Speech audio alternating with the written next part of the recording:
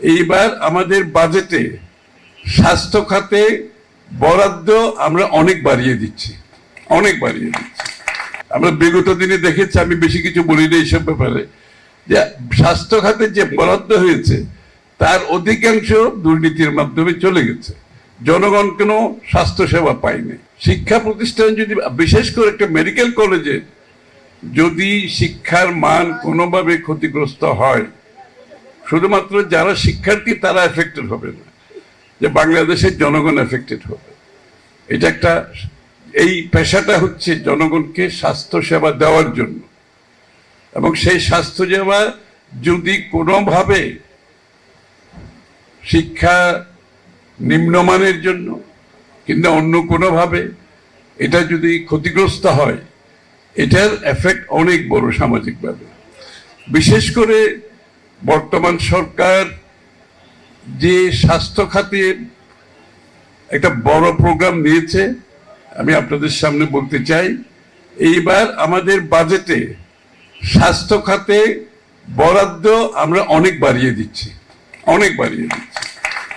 কারণ হচ্ছে আমরা যে ইউনিভার্সাল সার্বজনীন হেলথ কেয়ারের কথা বলছি, প্রিভেন্টিভ হেলথ কেয়ারের কথা বলছি, প্রাইমারি হেলথ কেয়ারের কথা বলছি, এটা বাংলাদেশের প্রতিটি নাগরিকের নাগরিক অধিকার, যে অধিকার থেকে তারা বঞ্চিত ছিল।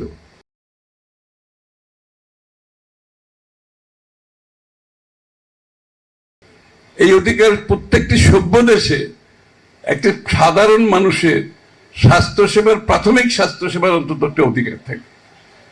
এই প্রাথমিক স্বাস্থ্যসেবাকে আমরা আরো উপরের পর্যায়ে নিয়ে যাচ্ছি। যারা হতদরিদ্র, যাদের দারিদ্রতার কারণে চিকিৎসা করতে অসুবিধা হচ্ছে, তাদেরকে আমরা এমনকি উপরের স্তরের যে টারশিয়ারি আরো উপরের যে ট্রিটমেন্টগুলো দরকার, সেইগুলোর জন্য আমরা প্রাইভেট সেক্টরের জন্য একটা অ্যারেঞ্জমেন্টে যাচ্ছি।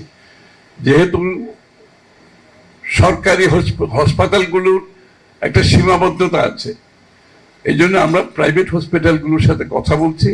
আমরা তাদের কাছে পেশেন্ট পাঠাবো, তারা তাদের চিকিৎসা করবে, বিলটা সরকার দিয়ে দেবে। সুতরাং যারা হতদরিদ্র, যাদের দারিদ্রতার কারণে চিকিৎসা করতে পারছে না, তাদের জন্য এই স্বাস্থ্যসেবা ইনশাআল্লাহ আমরা এই জন্যই বাজেট বৃদ্ধি করা হচ্ছে। এবং বাজেট বড় করে তো লাভ নাই, আপনারা যারা আছেন স্বাস্থ্যসেবার সাথে, আপনাদের সহযোগিতা না থাকলে বাজেট দিয়ে কিছু হবে না। আমাদের সকলের সমন্বয়ে সত্যিকার অর্থে স্বাস্থ্যসেবা জনগণ পায় কিনা নিশ্চিত করতে হবে। খালি বড় বড় বিল্ডিং করলে কিন্তু কোনো উপকার হবে না। ওই বিল্ডিং এর মধ্যে যারা অপারেট করে, তারা যদি সঠিকভাবে কাজ না করে, তারা যদি দায়িত্ব পালন না করে, তাদের মধ্যে সততার অভাব হয়, তখন কিন্তু সেই যে বরাদ্দ, সেই বরাদ্দ কোনো কাজে আসে না। আমরা বিগত দিনে দেখেছি, আমি বেশি কিছু বলি না এইসব ব্যাপারে, যে স্বাস্থ্য খাতে যে বরাদ্দ হয়েছে তার অধিকাংশ দুর্নীতির মাধ্যমে চলে গেছে, জনগণ কোনো স্বাস্থ্য সেবা পায়নি। তাই আমাদের যে বরাদ্দটা হবে, অতিরিক্ত বরাদ্দ এবার হবে ইনশাআল্লাহ, সেটা সকলের সমন্বয়ের মাধ্যমে সঠিক ব্যবহার নিশ্চিত করতে হবে, সেটা সকলকে মিলে করতে হবে।